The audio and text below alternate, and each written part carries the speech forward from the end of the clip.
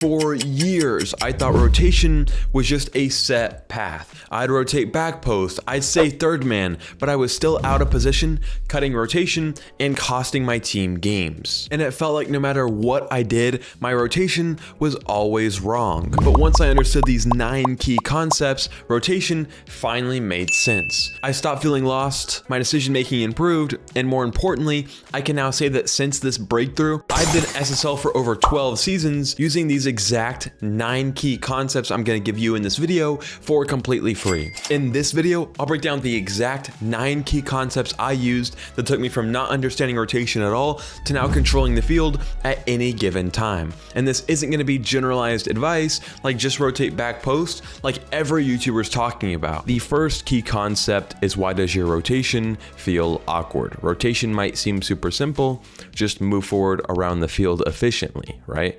But in reality, most players rotate incorrectly without even realizing it. You might feel out of sync with teammates, always late to challenges, or just struggling to get into position, but you don't understand why. And the truth is, you're probably just wasting movements in ways you don't even notice, even if you follow the correct rotation paths. Small inefficiencies really add up, making you feel slow and clunky. Well, that's great and all, Dice, but how do we actually fix it? That's a great question. Let me explain. The first thing we need to do is minimize wasted movement. Instead of wide turning and over adjusting, take the most efficient path to the next play. If you're cutting too wide or hesitating before challenges, you're just wasting time. Real quick, I'm also looking for 15 dedicated Rocket League players who want to improve their rank in the next 30 days. And the best part is, you don't have to grind for hours with no direction. And I'll give you a proven system to improve efficiently. And if you don't see real progress in your mechanics or your rank, I'll do 2 things. 1, I'll give you all of your money back, no questions asked. And 2, I'll keep working with you until you reach these goals. And I do this because I want every player I work with to have an amazing experience, and because I'm confident that I can deliver on my results. If that sounds fair, DM me on Discord with the word coach to get started today. Let's get back to the video. Another thing we can do is pre-jump and anticipate. You'll see this more often in higher ranks, but it works in all ranks. If you're always reacting to the play instead of anticipating it, you'll always feel one step behind everyone else. Learn to read plays early so you can move before the ball reaches its destination. And the final thing you can do is use small pads efficiently. If you constantly go out of your way for big boost pads, you're slowing yourself down. Staying at 40+ boost at all times is easily enough to stay effective without putting yourself out of position. And once you fix these small inefficiencies here, rotation becomes way smoother and way faster, making the game feel really effortless.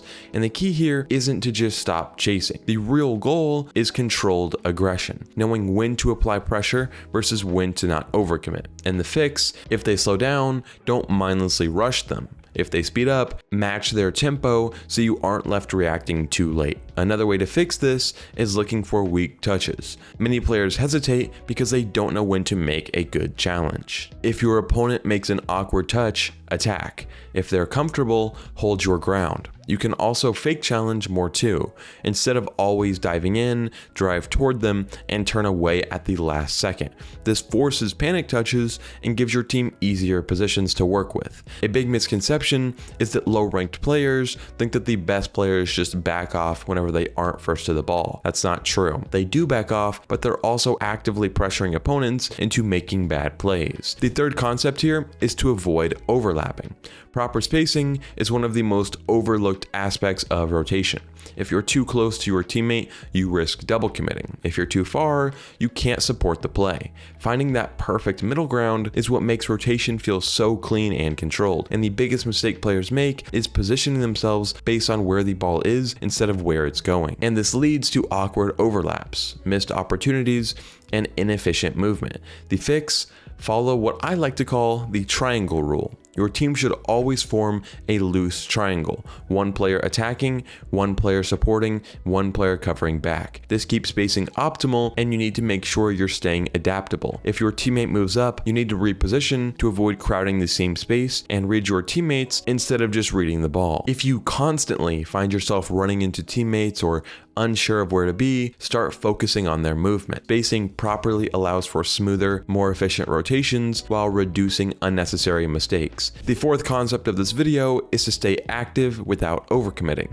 Boost management is one of the most important skills in Rocket League rotation. If you find yourself constantly running out of boost, it's likely because you're wasting it on the unnecessary movements or chasing big pads instead of using the ones already in your path. The fix? Use small pads strategically. If you keep detouring for the 100 boost pads, you're probably hurting your rotation. There's 3 to 4 small pads in rotation, no matter which way you're rotating. This will keep you at 40 to 60 boost at all times, which is more than enough. Stop using boost for every movement because supersonic speed can be maintained without boost. So stop holding it down when you don't need to be. A strategy that really high ranked players use is stealing the opponent's boost when possible. If you're rotating offensively, taking the enemy's corner boost denies them resources while keeping you stocked up on boost. Boost management isn't just about how much you have, it's about taking it from the other team, and it's about how you can use it efficiently. The fifth concept of this video is being in the right place at the right time. Bad positioning forces weak touches, making you late to plays, and leads you to wasted boost. The best players don't just react to the game, they position themselves ahead of time, so they're already in the right spot when the play happens. If you're always rushing to the play, hesitating on defense, or just finding yourself out of position,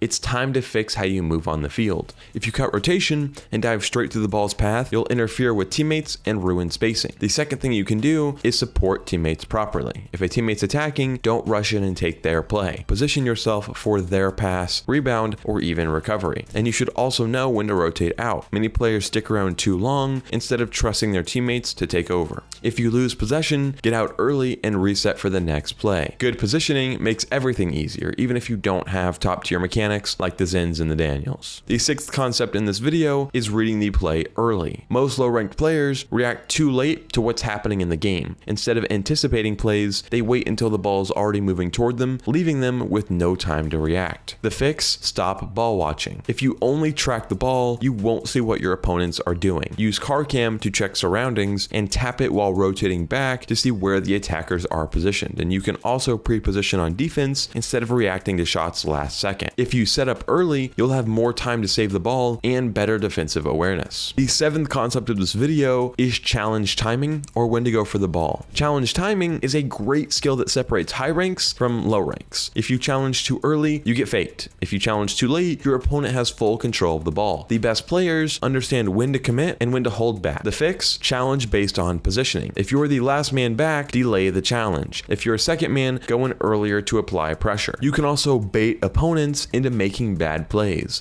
Fake challenging forces weaker rushed touches. You can also use soft challenges. Blocking angles and forcing bad plays is often better than diving in for an all or nothing challenge. Proper challenge timing keeps your rotation clean and prevents free goals. The eighth concept of this video is rotating with purpose and to stop wasting time. Most players rotate out of habit rather than thinking about why they're rotating. This leads to wasted time, awkward spacing, and unnecessary boost usage. The fix? Take efficient paths instead of trying to drive aimlessly. Move to where you can pick up boost paths while staying relevant in the play. Another fix is rotating into the play, not away from it. If your rotation takes you too far away, you're effectively removing yourself from the game. You can also communicate with teammates even without voice chat. Watching where teammates are rotating helps you avoid cutting rotation. Rotation with purpose and efficiency makes you faster and more effective in every situation. The ninth concept of this video is playing off of your teammates. Instead of trying to make solo plays, most low-ranked players treat Rocket League like a solo game, forcing solo plays instead of adapting or using your teammates. The fix? Let teammates make their play. Cutting into their play early ruins opportunities, and you can just position for their touch and not your own. Always be ready to support instead of just trying to get the ball. And if you play smart and not flashy, and instead of forcing mechanics, you focus on clean, effective plays that keep rotation strong, playing off teammates leads to way cleaner rotations, much fewer mistakes, and more controlled games. In conclusion, rotation isn't just about moving around the field. It's about moving as efficiently as you possibly can, and by fixing these 9 key concepts, you'll make rotation effortless, rank up faster, and win more games, even without top tier mechanics. If you found this video helpful, make sure to like and subscribe and comment down below. I'll see y'all in the next one.